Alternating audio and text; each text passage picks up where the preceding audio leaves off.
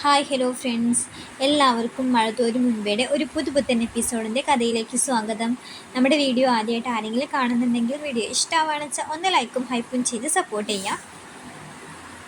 Easter വരികയാണ്.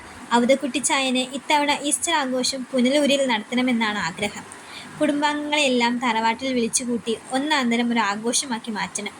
പക്ഷേ അവധക്കുട്ടിച്ചായന് സ്റ്റാൻലിയോട് അത് പറയാൻ ധൈര്യം പോരാ. അയാൾ അലീനയെ ശരണം പ്രാപിച്ചു.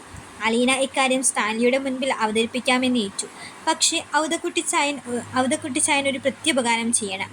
അവൾക്കും സ്റ്റാൻലിയുടെ മുൻപിൽ ഒരു അപേക്ഷ വയ്ക്കാനുണ്ട്. പെസക വ്യാഴാഴ്ച അവൾക്ക് ചില അനാഥാലയങ്ങൾ സന്ദർശിക്കണം. അതിനുള്ള അനുമതി സ്റ്റാൻലിയിൽ നിന്നും വാങ്ങണം. അക്കാര്യം അവധക്കുട്ടിച്ചായനും ഏറ്റു. അവധക്കുട്ടിച്ചായൻ്റെ അപേക്ഷയുമായി അലീനയാണ് ആദ്യം സ്റ്റാൻലിയെ സമീപിച്ചത്. പപ്പ, നമുക്ക് ഈ വർഷം ഈസ്റ്റർ പുനലൂരിൽ വെച്ച് ആഘോഷിച്ചാലോ? പപ്പയുടെ അനുജന്മാരും മക്കളെയും തറവാട്ടിൽ വിളിച്ചുകൂട്ടി ഒരു പെരുന്നാൾ പോലെ.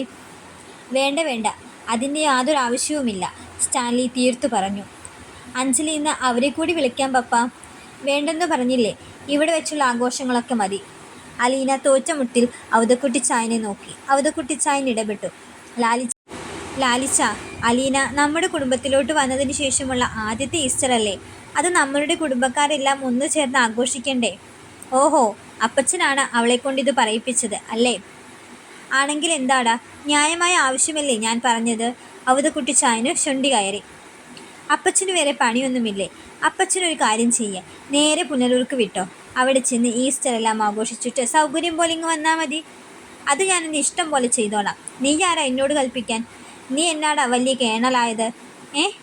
എൻ്റെ മടിയിൽ കിടന്നിട്ട് മതി മതി, അലീന ഇടപെട്ടു. അവധക്കുട്ടിച്ചായൻ ദേഷ്യമടക്കി പിടിച്ചു. സ്റ്റാൻലിയുടെ മുൻപിൽ നിന്ന് പോയി.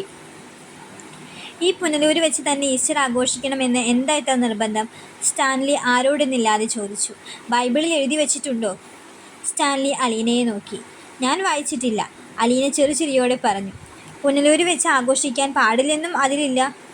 നിങ്ങൾ രണ്ടുപേരും കൂടിയുള്ള നാടകമാണോ ഇത്? സ്റ്റാൻലി ചോദിച്ചു. അലീന സമ്മതം മൂളി. ഇത്രയും കാലം ആർക്കും പുനലൂരിൽ വെച്ച് ആഘോഷം നടത്തണ്ടായിരുന്നു. സ്റ്റാൻലി എന്ന് പേരുള്ള ഒരു മകൻ കുളത്തൂപ്പുഴ ഒറ്റയ്ക്ക് താമസിക്കുന്നുണ്ടെന്ന് ഈ അപ്പച്ചൻ ഇന്ന് വരെ ഓർത്തിട്ടില്ല. ക്രിസ്മസും ഈസ്റ്ററും ഓണവും ഒക്കെ എല്ലാ വർഷവും ഉണ്ടായിരുന്നല്ലോ. ആർക്കും വേണ്ടായിരുന്നല്ലോ സ്റ്റാൻലിയെ. പപ്പയുടെ ഉള്ളിൽ എവിടെയൊക്കെയോ അമർഷം പുകഞ്ഞു കിടക്കുന്നുണ്ടെന്ന് അലീനയ്ക്ക് തോന്നി. എന്നും അങ്ങനെ ആർക്കും വേണ്ടാത്തവരായിട്ട് നമ്മൾ ഇരിക്കണോ പപ്പ? ഇപ്പം നല്ല ഡിമാൻഡുണ്ടല്ലോ, ഇതങ്ങ് വരവ് വെച്ചാൽ പോരെ? അലീന സ്റ്റാൻലിയുടെ മുഖത്തേക്ക് പാളി നോക്കി. ഇല്ല, ഒട്ടും അയവില്ല. അവൾ രംഗത്ത് നിന്ന് പിൻവാങ്ങി.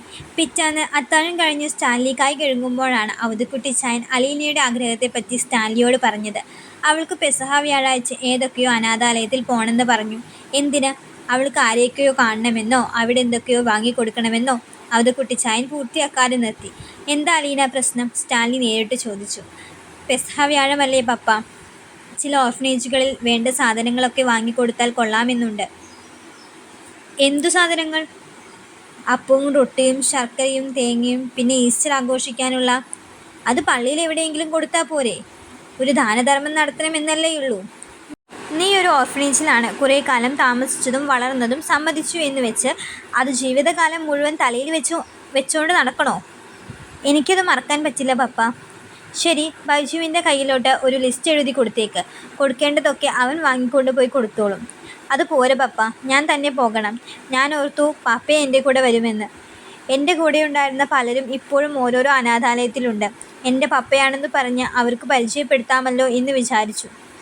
ഞാനും കൂടി വരാനോ? എനിക്ക് ഈ ഓർഫനേജിൽ നിന്ന് കേൾക്കുന്നതേ ഇഷ്ടമല്ല. കണ്ട അനാഥരുടെയൊക്കെ മുൻപിൽ വിളിച്ചുകൊണ്ട് പോയി എന്നെ പരിചയപ്പെടുത്തിയിട്ട് എന്ത് കാര്യം? എനിക്കത് നാണക്കേടാണ്, സ്റ്റാൻലി യാതൊരു മയവുമില്ലാതെ പറഞ്ഞു.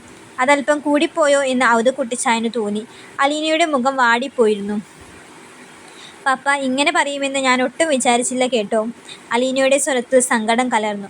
ഓരോ ക്രിസ്മസ് വരുമ്പോഴും ഈസ്റ്റർ വരുമ്പോഴും പപ്പയുടെ മകൾ കഴക്കൂട്ടത്തെ ഒരു അനാഥാലയത്തിൽ കാത്തിരുന്നിട്ടുണ്ട്. ആരെങ്കിലും ഒരു കേക്ക് കൊണ്ടുവരും, അല്ലെങ്കിൽ അപ്പോ റൊട്ടിയോ കൊണ്ടുവരുമെന്നുള്ള പ്രതീക്ഷയോടെ. ആരെങ്കിലും കൊണ്ടുവരുമായിരുന്നു. സന്തോഷത്തോടെ അത് പങ്കിട്ട് കഴിച്ചിട്ടുള്ളവരാ ഞങ്ങൾ എത്രയോ വർഷം. ഇപ്പോഴും ഓരോരോ അനാഥാലയങ്ങളിൽ അനാഥക്കുഞ്ഞുങ്ങൾ അങ്ങനെ കാത്തിരിക്കുന്നുണ്ട്, ഒരു കഷ്ണം അപ്പത്തിനും റൊട്ടിക്കും വേണ്ടി. ഒരു തവണയെങ്കിലും പപ്പ എൻ്റെ കൂടെ വന്ന് അവരെ സന്തോഷിപ്പിക്കണ്ടേ? പപ്പ എത്ര വർഷം കൊടുത്താലും ആ കടപ്പാട് തീരൂ പപ്പ? അലീന നിറകണ്ണുകളോടെ സ്റ്റാൻലിയെ നോക്കി. പിന്നെ തിരിഞ്ഞു കിച്ചണിലേക്കും പോയി. സ്റ്റാൻലി സ്തംഭിച്ചു നിൽക്കുകയാണ്. അവധക്കുട്ടിച്ചായനും പതുക്കെ രംഗത്ത് നിന്ന് പിൻവലിച്ചു. സ്റ്റാൻലി ഞെട്ടിയുണർന്ന പോലെ കൺമിഴിച്ചു ചുറ്റും നോക്കി. ആരുമില്ല. മുറിയിലെത്തിയ ഉടൻ 2 പെഗ് തുടരെ തുടരെ ഒഴിച്ചു കുടിച്ചു. ചുരുട്ടു പുകച്ചുകൊണ്ട് മുറിയിലൂടെ നടന്നു. കണ്ണിനകത്ത് കുരുങ്ങിക്കിടക്കുന്ന ദൃശ്യത്തെ മായ്ക്കാനെന്നോണം അയാൾ കണ്ണു ചിമ്മി.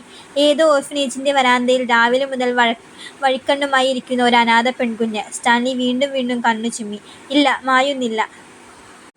ലൈറ്റണച്ച് ഉറങ്ങാൻ കിടന്നതേയുള്ളൂ അലീന. വാതിലിൽ തട്ടുന്ന ശബ്ദം കേട്ട് അവൾ ലൈറ്റിട്ടു. എഴുന്നേറ്റ് ചെന്നു വാതിൽ തുറന്നു.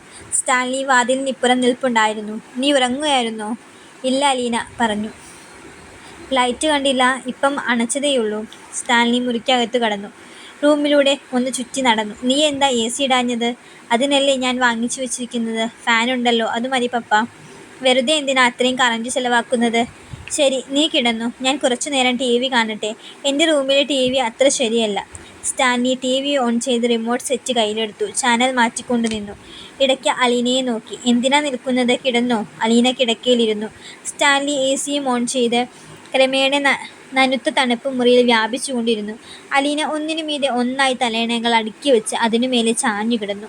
കുറെ കഴിഞ്ഞ് സ്റ്റാൻലി TV നിർത്തി. അലീന ഷീറ്റ് പുതച്ചിരിക്കുന്നത് കണ്ട് അയാൾ ചോദിച്ചു, തണുക്കുന്നുണ്ടോ നിനക്ക്?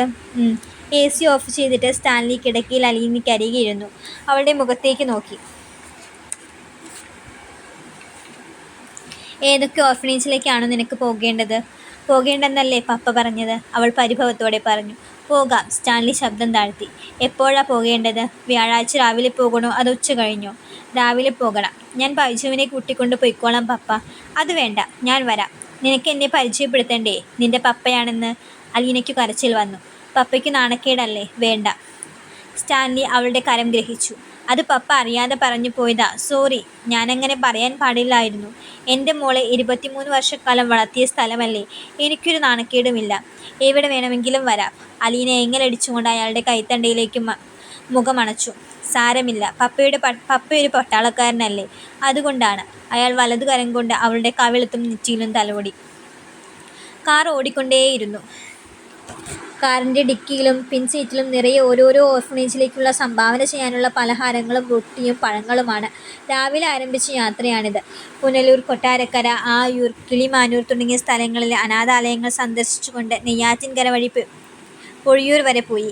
മടക്കത്തിൽ തിരുവനന്തപുരത്തും നെടുമങ്ങാടുമുള്ള അനാഥാലയങ്ങൾ സന്ദർശിച്ചു. നെടുമങ്ങാട്ടെ തൃപ്പപ്പുര ഓപ്പൺ ഓർഫനേജിൽ വെച്ച് അലീന തന്നോടൊപ്പം സ്നേഹനികേതനത്തിലുണ്ടായിരുന്ന അന്തേവാസികളിൽ ചിലരെ കണ്ടുമുട്ടി. അലീന സ്റ്റാൻലിയെ അവർക്ക് പരിചയപ്പെടുത്തി. എൻ്റെ പപ്പയാ. കഴക്കൂട്ടത്തു നിന്ന് വന്നപ്പോൾ സ്നേഹനികേതനം ഒടുവിൽ നടത്തിയിരുന്ന വാടക കെട്ടിടം അലീന സ്റ്റാൻലിക്ക് കാട്ടിക്കൊടുത്തു.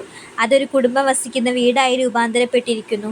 ആദ്യം തങ്ങൾ താമസിച്ചിരുന്നതും ബ്രിജിത മമ്മിയുടെ സ്വന്തമായിരുന്നതുമായ കെട്ടിടവും അലീന സ്റ്റാൻലിയെ കാണിച്ചു. ആൾവാസമില്ലാതെ അടഞ്ഞുകിടന്ന ആ കെട്ടിടത്തോട് ചേർന്ന് സ്കൂൾ ഷെഡ് പോലെ തോന്നിപ്പിക്കുന്ന ഒരു മേൽക്കൂരയും കാണാമായിരുന്നു.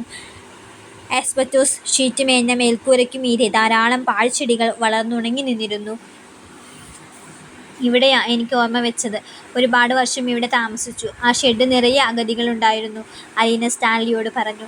മുൻപ് ജീവകാരുണ്യ പ്രവൃത്തികളുടെ വിളനിലമായിരുന്ന ആ സ്ഥലം ഇന്നൊരു മൃതഭൂമി പോലെ തോന്നിച്ചു.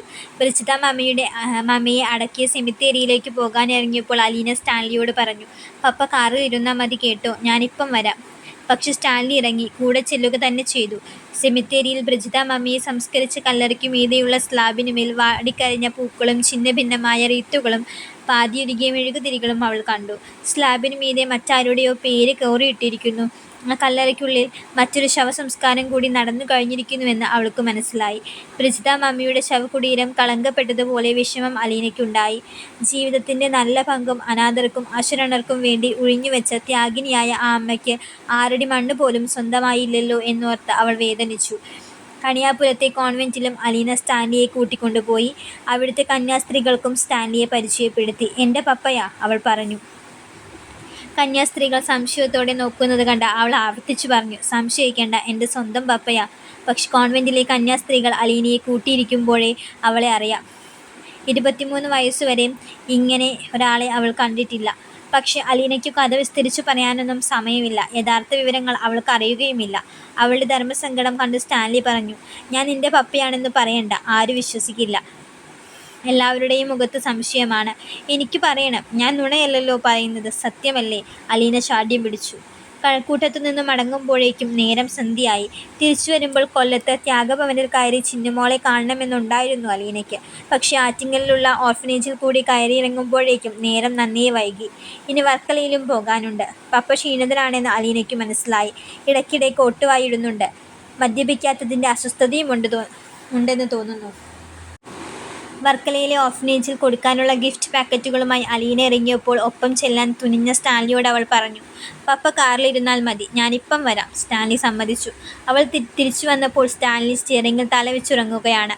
അലീന ഡോർ തുറക്കുന്ന ശബ്ദം കേട്ട് അയാൾ ഞെട്ടിയുണർന്നു. അലീന സീറ്റിലേക്ക് കയറിയിരുന്നു. അയാളുടെ ഇടതു തോളിൽ പിടിച്ച് യാചനാസ്വരത്തിൽ അവൾ പറഞ്ഞു. പപ്പ സോറി, നമുക്ക് തിരിച്ചു പോകാം. ഇനി 2 സ്ഥലം കൂടി പോകാനില്ലേ? വേണ്ട, പപ്പയ്ക്ക് വയ്യ. അത് സാരമില്ല, നമുക്ക് പോകാം. സ്റ്റാൻലി ഉഷാറായി നിവർന്നിരുന്നു. അലീന വിതുമ്പിക്കൊണ്ട് അയാളുടെ തോളിലേക്ക് മുഖം ചായ്ച്ചു. സോറി, പപ്പയുടെ വല്ലായ്മ ഞാൻ കണ്ടില്ല. സോറി, ഇനി എങ്ങും പോകേണ്ട പപ്പ. സ്റ്റാൻലി അവളുടെ പുറത്തുകൂടി കൈചുറ്റി പിടിച്ചുകൊണ്ട് മുഖത്തേക്ക് ഉറ്റുനോക്കി. നിനക്ക് സന്തോഷമായോ? അവൾ തേങ്ങി. ഓക്കെ. സ്റ്റാൻലി കാർ സ്റ്റാർട്ട് ചെയ്തു. ഇരുട്ടിൻ്റെ പാരാവരത്തിലേക്കും വെളിച്ചത്തിൻ്റെ 2 തുരങ്കങ്ങൾ സൃഷ്ടിച്ചുകൊണ്ട് ഹെഡ്ലൈറ്റുകൾ പ്രകാശിച്ചു. കാർ പിന്നെയും ഓടിത്തുടങ്ങി. ഇതുവരെയുള്ളൂ ഈ എപ്പിസോഡ്. അപ്പോൾ അടുത്ത എപ്പിസോഡ് ഉടൻ തന്നെ ഇടുന്നതായിരിക്കും. വീഡിയോ ഇഷ്ടമാവുകയാണെന്ന് വെച്ചാൽ എല്ലാവരും ഒന്ന് ലൈക്ക് ചെയ്യണം, സബ്സ്ക്രൈബ് ചെയ്യണം. താങ്ക്